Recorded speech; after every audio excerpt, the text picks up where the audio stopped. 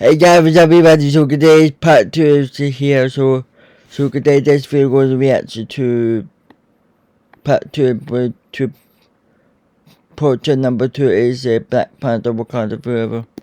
Yes, we're going to react to JTVideos Black Panther Wakanda Forever. So, yes, so we're here, so we're going to do enough talk class. So 1, 2, 3, reaction. Hello everyone and welcome back to Rebooted MCU. Today we're here with Rebooted MCU Phase 8 Part 2, the final Black Panther project in Rebooted MCU, and it's a big one as we finally have the wedding of T'Challa and Storm, so let's go ahead and jump into it. Phase 8 Part 2 is Black Panther Wakanda Forever, and it takes place in Universe 2035. We open on the morning news segment from the Daily Bugle, hosted by fill-in reporter Karen Page by Deborah Ann Wool, who finishes a segment on a fiery UN meeting that culminated in U.S. President Valentina Allegra de Fontaine revealing explosive details on a new weapon being developed by the United States. Page begins her next report on details given to the Daily Bugle by an anonymous tipster detailing the underground criminal activities from the Magia, as the report is shut off by King T'Challa, aka Black Panther, played by Michael B. Jordan, who laments about how the news will never cover political events accurately. Minutes later, we watch him walking with Okoye, played by Denai Guerrera, Io, played by Florence Kasumba, and Myra, played by Io Edebiri, who update the king on happenings around Wakanda, as well as the preparations for the wedding. You see, the largest event in the history of Wakanda is about to unfold, as King T'Challa will finally wed his longtime girlfriend and now fiancée Aurora Monroe, aka Storm, played by Zoe Kravitz, the woman who will become the new queen of Wakanda. As Myra runs through the guest list, we watch as Shuri, played by Latita Wright, interrupts the group by grabbing T'Challa and telling him that they have an important meeting with Namor and must go. As the duo make their way towards the throne room, the title card appears. Yay. Inside the throne room, we watch as T'Challa and Shuri chat with King Namor of Atlantis, played by Raul Castillo, catching up about the chaos that occurred at the United Nations meeting, as well as their mutual friend Everett Ross, taking up a new gig as Deputy Director of S.H.I.E.L.D. under Director Stark, following his resignation from the FBI. Shuri reveals even more troubling news. The numbers of heart-shaped herbs have dwindled over the past couple months, but nobody can seem to determine the cause of the decrease. Namor tells T'Challa to keep him posted on any updates regarding the drastic actions taken by the United States, before T'Challa asks Namor an important question: if he would be his best man at his wedding on Saturday. Namor looks stunned but graciously accepts, but curses T'Challa for telling him on a Wednesday and not giving him much time to prepare. As T'Challa escorts Namor out of the throne room, he watches the soon-to-be Queen of Wakanda, Storm, runs up and kisses her husband, telling him that Io has informed her that the border security has been loosened in preparation for the wedding guests' arrival. Storm notices that something is bothering T'Challa, who plays it off by saying that he is merely nervous for the wedding, and tells her that the duo should grab something to eat. As they walk away to find some food, watch as Shuri recalculates the number of heart-shaped herbs on record, trying to figure out the discrepancy. We cut to the entrance of Wakanda as we see a small opening that allows a ship carrying Deputy Director Everett Ross, played by Martin Freeman, to enter Wakanda. As the ship flies towards the main city, we watch as the brush and trees begin to shift around as a man enters a small hole in the ground. Inside, we are greeted by the face of Zenzi, played by Cynthia Erivo, who tells the revolutionary Tetu, played by Tosin Moafalua, that he should really watch how liberally he uses his force manipulation magic. Tetu retorts that while she might have helped him initially, their teacher, the legendary witch Calypso, is the only one who can boss him around when it comes to the use of his magic. Zenzi laughs, saying that Calypso also taught her to make herbs that gave her an ageless appearance, with the duo laughing as we see a collection of the heart-shaped herb being stored in the back of the small makeshift hideaway. Tetu sits, asking Zenzi if she is positive that he will be able to enter Wakanda, with Zenzi saying that their plan worked because of the lack of security thanks to the wedding of their unworthy king, also commenting that he has a striking resemblance to that of his father. As the two sit in silence, we hear the leaves rumble outside as Tetu opens the hole wider as a man descends the stairs. He is revealed to be Eric Stevens, played by John David Washington, who greets the duo, telling them that the day of destiny has finally arrived. Tetu rises and greets Eric, while Zenzi cackles for their soon-to-be triumph, as the rightful king of Wakanda has returned. Inside the throne room, we watch as T'Challa, Storm, and Shuri meet with Ross to discuss the global response to the revelations made during the UN meeting, with Ross cautiously warning T'Challa that things will get much worse between the countries before they get better. The conversation is cut off as Eric bursts into the throne room along with Zenzi and Tetu, with Okoye trailing the group and apologizing to T'Challa for allowing intruders to enter his throne room. T'Challa tells Okoye not to worry, saying that he recognizes two of the three who stand before him. Tetu the Revolutionary, a scholar who used to be the keeper of the heart-shaped herb, before he began spreading revolutionary ideals throughout Wakanda, and pushing for absolute nationalism and warmongering around the world. Zenzi, the witch, was someone who T'Challa notes his father dealt with during his rule, but she was believed to have been dead. But surprisingly, with the eye care plan, get 2 pairs from £5.70 a month, including 20% off and an advanced eye test. Vision Express. Step out with confidence.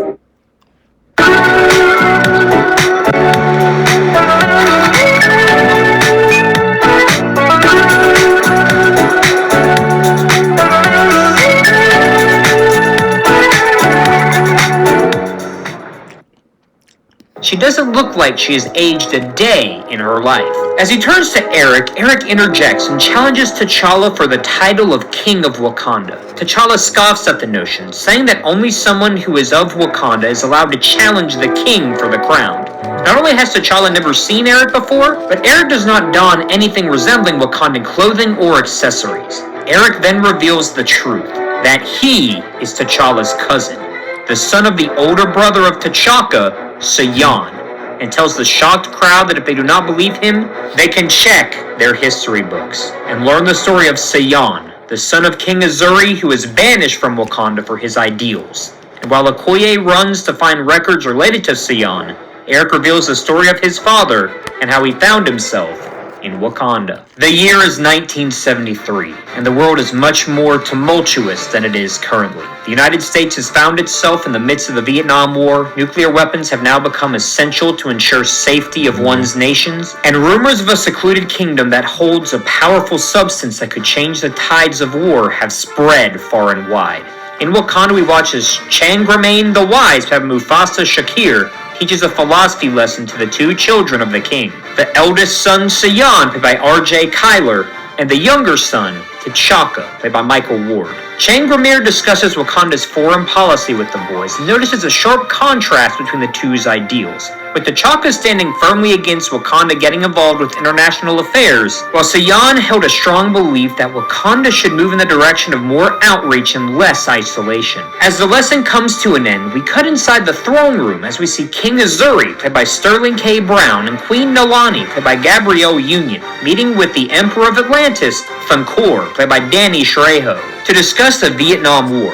Azuri echoes his displeasure at watching the bloodshed, but still believes that allowing people far and wide to discover the existence of vibranium would only lead to the potential of future conflict. Thinking back to the man with the last name Claw, who he was forced to kill during World War II, the first man to ever find Wakanda. Thunkor reminds Azuri of their secret mission to aid the Allied powers during the final days of World War II, but says that he respects the king's decision to remain neutral in the conflict for now. As Thunkor leaves, Nalani commends Azuri for his leadership, saying that while isolationism is difficult, the outside world has proven itself to be too cruel and too vicious, especially when considering what would happen if they allowed outsiders to get their hands on vibranium, which would only lead to greater conflict in the future. We cut to see T'Chaka and Sion walking home from their lesson, with T'Chaka asking Sion if he wants to go grab food with him and his friend Ramonda. Sion declines, saying that he needs to go do something at the outskirts of town, and runs off, leading T'Chaka to wonder what his brother is up to. A montage plays that shows Sion continuing to visit the outskirts of town every day after class, while he and T'Chaka continue to learn from Changramir. Outside of Wakanda, the year 1974 has been a turning point in the Vietnam War, as the Viet Cong have made surprising advances in their wartime efforts, putting the U.S. on its heels. We cut to see Azuri sitting on his throne, reading a report about the increased power of the Viet Cong, as Changramir bursts into his chamber, his face pale, revealing that a former pupil of his let information slip, related to secret actions taken by Sion. He watches T'Chaka and Sion enter the throne room as we see Shangramir, Azuri, and a weeping Nalani looking at the boys, as Azuri demands that Sion divulge everything that he has done with the witch Zenzi. It is revealed that Sion would visit the outskirts of town to visit with Zenzi, a former scholastic prodigy who was banished to the outskirts of town after she attempted to mount opposition forces against Azuri for not allowing Wakanda to show off their advanced weaponry and firepower during World War II. Zenzi was able to relate with Sion and encouraged him to follow his instincts and become a nationalistic king, one that would be able to show the world the true power of Wakanda. This resulted in Sion doing the unthinkable, secretly smuggling funds to the Viet Cong in order to help bring down the United States, the nation most feared by Sion and Zenzi. Azuri asks if Sion secretly went behind his back to aid a foreign nation in their war efforts, something that Sion confirms. T'Chaka stands stunned while Nalani weeps as Azuri scolds Sion for his reckless actions that could potentially open Wakanda up to being discovered and leading to conflict with nations who sought to steal their resources. A tear falls from Azuri's face as he tells Sion that he truly thought that he would be the next king of Wakanda, but because of his treasonous actions, the only punishment allowed is banishment from Wakanda. Sion would be banished from Wakanda, opening up the door for T'Chaka to eventually become the new king, who eventually eased Wakanda's isolationist policies and even shared vibranium with four unlikely heroes known as the Fantastic Four. Following Sion's banishment, a national witch hunt would be called to find and capture Zenzi, but she would never be discovered. Sion would be dropped off in Washington, D.C. With no money in his pockets, he would grow up working odd jobs, but eventually meeting and marrying a girl named Alicia Stevens, played by Chioma Annette Umala. They would have a son named Eric. Unfortunately for the Stevens family, Sion would find himself falling into the wrong crowd, becoming an underground arms dealer, and one night would be killed by a man who believed the weapons being exchanged did not meet the specifications of his demands. Eric would grow up poor, always resenting his father once he discovered the cause of his death, and would ultimately enlist in the United States military in order to pay for his education, becoming one of the best snipers and hand-to-hand combatants in the entire military. This would cause Eric to enter the Wakandan U.S. war on the front lines, during which he would encounter Tetu and Zenzi, with Zenzi saying that he looked exactly like the man she once called a friend, Sion. This resulted in Eric finding out about what happened to his father and becoming incredibly frustrated. His birthright was to be king. That was taken away from his father for pushing for policies that the current Wakandan king has adopted.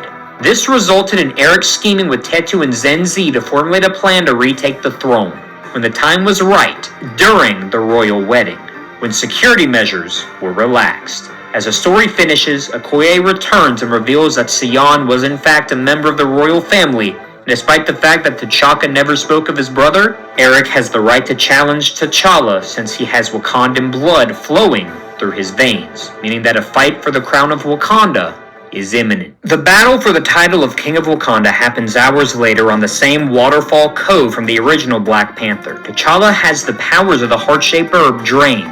Unbeknownst to everyone, however, Tetu and Zenzi administered a heart-shaped herb to Eric prior to appearing at the royal palace, giving him the powers of the Black Panther. Because of this, Eric is easily able to defeat T'Challa, throwing him off the waterfall and seemingly killing him.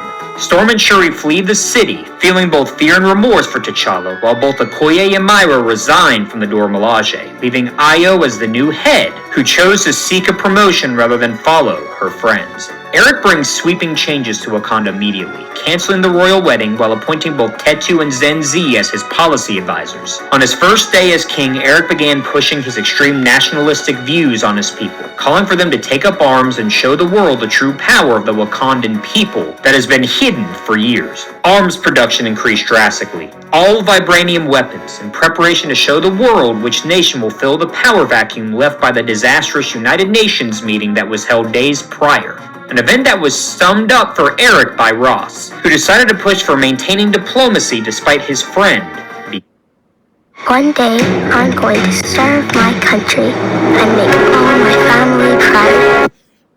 being killed. Ross recalls the United Nations meeting was called by Canadian Prime Minister Scott Gunderberg, played by Bruce Greenwood, and was attended by every member state and nation who make up the United Nations.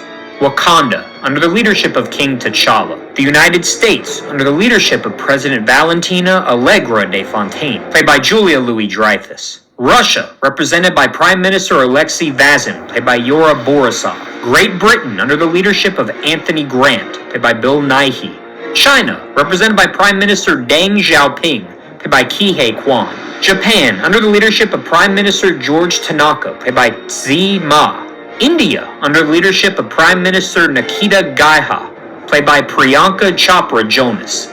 Germany, represented by Chancellor Emil Beckert, played by Udo Kier. And Italy, represented by Prime Minister Octavia Vetvier, played by Emanuela Postacini. Gunnerberg called the meeting to discuss the attack on Canada the previous year, announcing the formation of Canada's own governmental sanctioned team of superheroes, which will be formed by the newly formed Department H under the leadership of Heather McNeil. President Val scoffed at this notion, saying that governments having superheroes at their own beck and call would result in the destabilization of the world as we know it. Prime Minister Grant would push back against this, saying that the United States once had Captain America fighting for them during World War II, and also saying that Great Britain might look to follow in Canada's example. This is when Val would shock the leaders, revealing that under the supervision of the United States top scientists, the U.S. has created the ultimate super soldier serum that will create a being much stronger than that of Captain America. A serum she called the Golden Serum, capable of granting the user the power of 1,000,000 exploding suns. This caused much discomfort among the group, with Prime Minister Xiaoping threatening to withhold radon exports to the United States if Val refused to share the serum with other nations, saying that every nation having access to a power like that would serve as a useful deterrent to future conflict. This created an argument among the members of the UN, while Prime Minister Vazin contacted his homeland to report the news to Dr. Kotov. Wakanda, Japan, India, Germany, and Italy all sought to remain neutral in the meeting. However, the news of the meeting has placed the world on edge. While the United States has a serum capable of granting a person otherworldly strength, it comes at the cost of their moniker as the global leader. Eric scoffs at this story, telling Ross that the next course of action is clear. Wakanda will need to enter the arms race against the United States to get the serum, and learn its secret before any other nation can. Ross urges Eric not to get involved as it will only lead to greater conflict, but Eric refuses, instructing Io to ensure weapons manufacturing is increased because Wakanda is about to cement themselves as the new great world power. A few hours later, we cut to the riverbank where T'Challa used to meet with Namor during Black Panther, as we see Storm, Shuri, Okoye, and Myra have taken up camp and are also nursing back an injured T'Challa, who's clinging on to life after he was rescued by Namor after falling from the waterfall. Storm cries as she notes that T'Challa is on the brink of death, while Shuri crushes wild herbs to create medicine. Myra theorizes about how T'Challa could have lost to Eric, while Okoye is struck thinking about something she noticed when T'Challa was fighting. The punches thrown by Eric cause strain on T'Challa's body that are impossible for a normal human being to levy, even someone with as much combat experience as Eric. The only way such power could be obtained would be with an artificial upgrade. This is when Shuri puts two and two together. Eric's relation with Tetu, the man who formerly oversaw the growth of the heart-shaped herb, is no coincidence. And neither is the disappearance of the heart-shaped herbs, concluding that during the battle for the crown, Eric had the powers of the Black Panther, which allowed him to easily defeat T'Challa. Storm says that if that's the case, the only thing that can be done is for T'Challa to regain the power of the heart-shaped herb and challenge Eric for the throne, which also causes Shuri to leap up in excitement, saying that if they managed to steal a harp-shaped herb for T'Challa, he would regain all of his strength and be healed from his injuries. This leads to Storm, Shuri, and Okoye heading to the Garden of the Harp-Shaped Herb to help heal T'Challa and save Wakanda, while Myra remains with T'Challa. We watch as Storm, Shuri, and Okoye manage to sneak towards the entrance of the garden, when suddenly we watch as a giant weed sprouts from the ground and captures the trio. Tetu confronts the group, asking them if their intent was to steal the harp-shaped herb, and if that meant T'Challa managed to survive his fall. The group says nothing, but Tetu begins tightening the weed's grip on the group, which causes them to begin to suffocate. As Shuri is about to lose consciousness, we watch as a streak flashes across the screen as the trio fall from the weeds, as we see Namor floating in front of Tetu, telling the three to save T'Challa, as he will deal with this man. Tetu laughs, speaking into his Kimoyo beads to report that T'Challa is confirmed to have survived his battle with Eric, and his supporters are attempting to gain entry to the Garden of the Heart-Shaped Herb. The trio storm into the garden and pluck one of the herbs as we watch the entire garden suddenly become engulfed in fire, as we see the Dora Milaje led by Io hold torches that have completely destroyed the remaining heart-shaped herbs. Okoye yells at Io, calling her a traitor, while Io says that she is the true traitor, choosing to place her friendship with T'Challa over her loyalty to her people. Shuri turns to Storm, telling her to rush back to the riverbank with the last heart-shaped herb and wait for her there, as she and Okoye will take care of Io and the Dora Milaje. As the fighting begins, we watch as Storm manages to make it outside of the garden before quickly noticing that half of Wakanda has been complete. I didn't know how much my scalp needed this, but Panther's Grow Abundant Scalp Serum has transformed my hair health. Grab yours at Boots. Go curate for cash on Vinted. Don't use it, sell it. Completely destroyed. He watches Namor flies through Wakanda, with giant roots controlled by Tetu shooting at him from the ground and crushing buildings in its path as civilians run in terror. Tetu comments that he always thought that he would unleash his power along with an army in an attempt to overthrow T'Challa, not to stop his allies. We also see Shuri and Okoye completely wipe out the Dora Milaje, except for Io, who engages in one-on-one combat with Okoye while Shuri rushes to the aid of Storm. Storm unleashes a blast of electricity at royal guards who have been sent by Eric to find and kill T'Challa. She finally manages to reach the riverbed with Shuri close behind, but as Shuri begins crushing up the heart-shaped herb to perform the ritual on T'Challa, we watch as Myra is hit with a powerful blast of green energy, which was thrown by Zenji as she rushes towards T'Challa. Storm shouts for Shuri to quickly complete the ritual as she will deal with the witch. We then cut to see Namor running out of stamina as Tetu continues to wreak havoc on Wakanda in an attempt to defeat Namor, while Okoye faces off against Io and Storm faces off against Zenzi. And while Shuri finishes preparing the heart-shaped herb, we watch as Zenji speaks into her Kimoyo beads and informs Eric that T'Challa is at the riverbank, as we see a figure donning a golden Black Panther outfit heading towards his location. We watch as Myra encourages Shuri to quickly administer the herb, and as she does, we watch as Myra is thrown into the river as Shuri quickly jumps up into combat. In the ancestral plane, we see T'Challa come face to face with the Panther goddess Bast, played by Anika Nani Rose, who he questions about Wakanda's past and its future. Bast tells T'Challa that she has already spoken to his cousin, and the two share drastically different visions for Wakanda, which is a similar issue that his grandfather saw in his two children growing up. T'Challa begs Bast to give him advice about what to do, as Bast tells T'Challa that a nation is not merely a geographic location, but it is also an idea that persists despite disagreement, argument, debate, and even war. Bast tells T'Challa to search within his heart and mind, as the only way to move Wakanda forward is to figure out what Wakanda is. As T'Challa sits up, he sees Eric donning a golden Black Panther suit holding Shuri by the neck.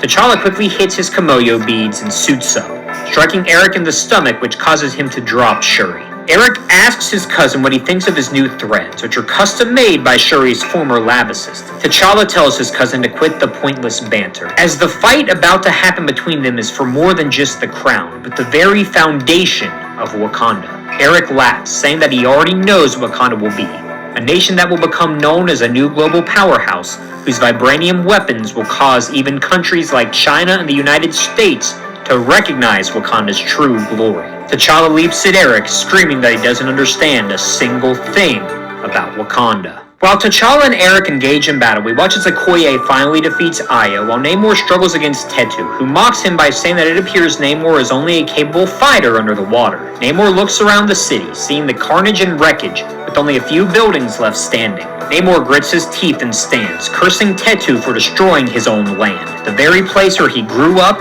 and where he lives. Tetu tells Namor that leaders fail when they allow sentimentality to enter their heart, prompting Namor to lunge at Tetu, landing a fully powered punch that breaks Tetu's jaw and knocks him out. Storm easily avoids all of Zenzi's attacks as she screams that she heard Storm was some sort of powerhouse, taunting her to show the full extent of her abilities. Storm laughs, saying that she has two close friends who are capable of firing off energy blasts 10 times more powerful than hers. As her eyes begin to glow bright red, with storm clouds filling the area, she unleashes a devastating lightning strike that wipes out Zenzi on impact. We watch as T'Challa and Eric fight each other, with their battle leading into the destroyed remains of Wakanda, with the two building up kinetic energy in their suits. Eventually, the duo launch themselves at one another, resulting in a massive explosion of energy that overcomes the city and destroys what little remains of Wakanda. The victor of the fight is unclear until, in the midst of the lingering smoke, we watch as T'Challa stands tall in the middle of his destroyed home. Storm runs and kisses T'Challa as the citizens surround their king, while Eric lies defeated. Storm weeps, wondering what will happen now that Wakanda is destroyed, but T'Challa smiles as he looks around to see citizens helping the injured, beginning to clean up debris from the street, and mothers begin comforting crying children. T'Challa kisses Storm on the forehead and speaks to the people of Wakanda, telling them that despite the devastation that has befallen their nation, Wakanda stands strong. Because Wakanda was never about the advanced technology or the military might they possess, but it is about the love that neighbors have for one another when tragedy strikes. That is where the power of Wakanda truly comes from. T'Challa promises to rebuild the city as he, along with all the citizens, join in a nationwide call to action, crossing their arms and cheering, Wakanda forever. The project ends 6 months after the battle as we see T'Challa dressed in a tuxedo meeting with Eric, who sits in a Wakandan prison. Eric tells T'Challa that his actions were all an act of retribution, filled with years of pent-up frustration and anger towards his father and Wakanda. But despite his actions, he hopes T'Challa heeds the ideals his father held dear. T'Challa tells Eric that some of his extreme views are things that he will never be able to get behind. But there are valid points of criticism and change levied against his leadership, vowing to make change that would make both T'Chaka and Sion proud. We then cut to see a partially rebuilt Wakanda, packed to the brim with guests who have arrived to celebrate the wedding day of King T'Challa and Aurora Monroe. Some of the special guests include Walter Newell, aka Stingray, played by Grant Gustin, the man who befriended both Namor and T'Challa after he defeated Tiger Shark, Bucky Barnes, aka Captain America, played by Sebastian Stan, Sam Wilson, aka Falcon, played by Anthony Mackie, United States Secretary of State Valerie Cooper, played by Alexandra Daddario, Scott Summers, aka Cyclops, played by Joseph Quinn, Hank McCoy, aka Beast, played by John Boyega, Bobby Drake, aka Iceman, played by Asher Angel, and Warren Worthington III, aka Angel, played by Brandon Perea. Aurora was joined by her maid of honor, Jean Grey, played by Abigail Cohen, and is escorted down the aisle by Charles Xavier, aka Professor X, played by Giancarlo Esposito. The wedding is officiated by Shuri, with the final shot of the project being the final kiss of the new royal family of Wakanda. Fine hair is the neediest hair type. I need so many products to deal with the breakage, dryness, tangles, and lack. King T'Challa and Queen Monroe. In the first post-credit scene, we cut to a few months after the wedding as Shuri travels to New York City to visit the home base of the Young Avengers. We watch as Ross introduces Shuri to a young man that was able to complete his studies at MIT thanks to funds he received from a scholarship by the Wakandan Outreach Program. Xavier King, played by Jacob Gibson, and his friend Riri Williams, aka Ironheart, played by Dominique Thorne. King shows Shuri the Ironheart armor, which impresses Shuri, who suggests that she might have some materials at her disposal that King could use to greatly upgrade the current iteration of the Ironheart armor, inviting both King and Riri to her lab to work on the armor as a team. And in the second post-credit scene, we watch as Department H Director Heather McNeil, played by Carrie Ann Moss, flips through documents of superpowered individuals documented to be residing in Canada. Suddenly, the door of her office swings open as a man enters, introducing himself as James Hudson, played by Will Arnett, and notes that he was called about a potential assignment. McNeil welcomes him and thanks him for all of his help as of late, as he was the man who single-handedly brought down the villainous rogue who had caused havoc around Toronto known as Wire. McNeil shows security footage of the encounter, which reveals Hudson fighting in a suit that resembles that of the Canadian flag, which Hudson reveals he invented himself and calls it his battle suit. McNeil tells Hudson that she will cut to the chase, revealing that Department H is putting together a team of government-sanctioned superheroes, and they believe the Guardian would be a perfect team leader, asking Hudson if he is in. Hudson smiles, asking, "When do I start?" And that is Black Panther Wakanda Forever. So that's it, Black Panther Wakanda Forever. So, we guys come below everything, so tomorrow we're going to react to part 3, but find out what portrait number 3 is. So, but what does somebody say about tomorrow? We're going to react to the video on the day, not before night time, because of that. Because you can see that's it for 4 sets. So, when you go to video for doing the daylight, like 12 o'clock, 1 o'clock on on late morning, like 11 o'clock. So it should be good. So that if you're okay with that, so hope you enjoy the video. Mention them down below. And don't forget to subscribe. I'll see you next time. Bye.